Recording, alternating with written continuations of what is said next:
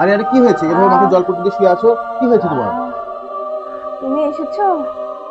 আর বলো না, গায়ে প্রচন্ড জ্বর, আর মাথার মধ্যে টন টন টন করছে, আর ভালো লাগছে না কিছু, বিছানা থেকে উঠতে পারছি না।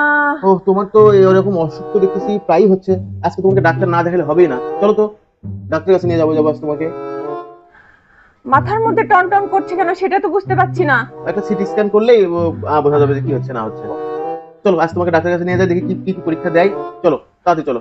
আগে বলো তো, ডাক্তার দেখাতে সিটি স্ক্যান করতে, আচ্ছা ডাক্তার দেখালে তো ওষুধও দিবে তাই না? হ্যাঁ অবশ্যই। তাহলে ডাক্তার দেখাতে সিটি স্ক্যান করতে আর ওষুধ সহ কত লাগতে পারে সমস্ত টাকা মিলে?